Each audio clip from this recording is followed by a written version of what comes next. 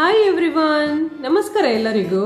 ಇವತ್ತು ನಾವು ಸ್ಟೀಲ್ ಪಾತ್ರೆ ಹಾಗೂ ಗ್ಲಾಸ್ ಬಾಟಲ್ಗಳ ಮೇಲಿರುವ ಲೇಬಲ್ ಅಥವಾ ಸ್ಟಿಕ್ಕರ್ ಅನ್ನು ಈಸಿಯಾಗಿ ಮನೆಯಲ್ಲಿ ಹೇಗೆ ತೆಗಿಬಹುದು ಅಂತೇಳಿ ನೋಡುವ.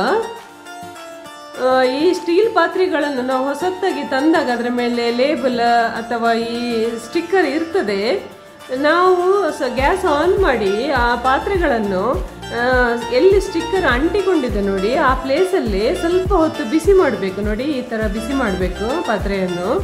ಅವಾಗ ಅದರದ್ದು ಗಮ್ಮ ಬಿಡ್ತದೆ.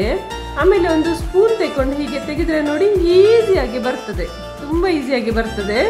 ಆದ್ರೆ ನೆನಪಿಂದ ಈ ಪಾತ್ರೆ ಈಗ ಬಿಸಿ ಇದೆ, ಅದರಿಂದ ಕೈಯಿಂದ ಮುಟ್ಲಿಕ್ಕೆ ಹೋಗಬೇಡಿ. ಒಂದು ಸ್ಪೂನ್ ಅಥವಾ ಟೂತ್ ಪಿಕ್ ಯೂಸ್ ಮಾಡಿ ತೆಗೀರಿ. ಆಮೇಲೆ ಈ ಸ್ಟಿಕ್ಕರ್ ಇದ್ದ ಸ್ಟಿಕ್ಕರ್ದು ಮಾರ್ಕ್ ಇದ್ದಲ್ಲಿ ಒಂದು ಟಿಶ್ಯೂ ಅಲ್ಲಿ ಸ್ವಲ್ಪ ಎಣ್ಣೆ ತೆಗೆದು ಅದರ ಮೇಲೆ ಒರೆಸಿ ಚಂದ ಮಾಡಿ. ಅದನಂತರ ಅದರ ಮೇಲೆ ಸ್ವಲ್ಪ ಉಪ್ಪನ್ನು ಹಾಕಿ, ಸಪುರ ಕ್ರಿಸ್ಟಲ್ ಉಪ್ಪು ಇದೆ ನೋಡಿ, ಅದನ್ನು ಹಾಕಿ ಅದೇ ಟಿಶ್ಯೂ ಅಲ್ಲಿ, ಅಂದ್ರೆ ಎಣ್ಣೆ ಇರುವ ಟಿಶ್ಯೂ ಅಲ್ಲಿ ಈಗ ಚಂದ ಮಾಡಿ ತಿಕ್ಕಿ. ಯಾಕೆಂದ್ರೆ ಅಲ್ಲಿ ಬಾಕಿ ಇದ್ದ ಒಂದು ಆ ಗಮ್ಮಿನ ಮಾರ್ಕ್ ಇದೆ ನೋಡಿ, ಅದು ಹೀಗೆ ನಾವು ತಿಕ್ಕಿದ್ರೆ ಚಂದ ಕ್ಲೀನ್ ಆಗಿ ಹೋಗ್ತದೆ. ನೋಡಿ, ಈಗ ಪಾತ್ರೆ ಎಷ್ಟು ಕ್ಲೀನ್ ನೀಟಾಗಿ ಕಾಣ್ತದೆ ನೋಡಿ. ತುಂಬಾ ಈಸಿ ಮೆಥಡ್ ಅಲ್ವಾ ಇದು? ಹಾಗೆ ಒಂದು ಯೂಸ್ಫುಲ್ ಇನ್ಫಾರ್ಮೇಶನ್ ನಾನು ನಿಮಗೆ ಶೇರ್ ಮಾಡಿದ್ದೇನೆ. ಇದು ನಿಮಗೆ ಹೆಲ್ಪ್ ಆದರೆ ಖಂಡಿತವಾಗಿ ನನಗೆ ಕಮೆಂಟ್ ಮೂಲಕ ತಿಳಿಸಿ. ಅದೇ ಥರ ನಾವು ಈಗ ಗ್ಲಾಸ್ ಬಾಟಲನ್ನು ಕ್ಲೀನ್ ಮಾಡುವಾಗ,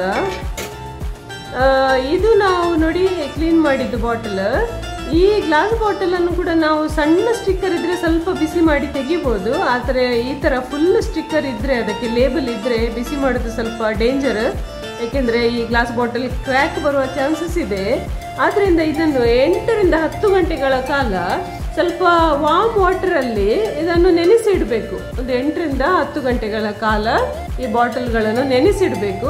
ಆಮೇಲೆ ಇದನ್ನು ಲೇಬಲನ್ನು ನಾವು ತೆಗಿಬೋದು. ತೆಗೆದ ಮೇಲೆ ಸ್ವಲ್ಪ ಗಮ್ಮತ್ ಮಾರ್ಕ್ ಇರ್ತದೆ, ಅದು ನಾವು ಕಿಚನ್ ಸ್ಕ್ರಬ್ಬರಿಂದ ತೊಳೆದ್ರೆ ಕ್ಲೀನ್ ಆಗಿ ಬರ್ತದೆ. ನೋಡಿ, ಇವತ್ತೊಂದು ಇಂಪಾರ್ಟೆಂಟ್ ಮಾಹಿತಿಯನ್ನು ನಿಮಗೆ ಶೇರ್ ಮಾಡಿದ್ದೇನೆ. ಈ ವಿಡಿಯೋ ನಿಮಗೆ ಯೂಸ್ಫುಲ್ ಅನಿಸಿದರೆ ಖಂಡಿತವಾಗಿ ಇದನ್ನು ಲೈಕ್ ಮಾಡಿ, ಶೇರ್ ಮಾಡಿ ಹಾಗೂ ಚಾನಲನ್ನು ಸಬ್ಸ್ಕ್ರೈಬ್ ಮಾಡಿ. Thank you so much.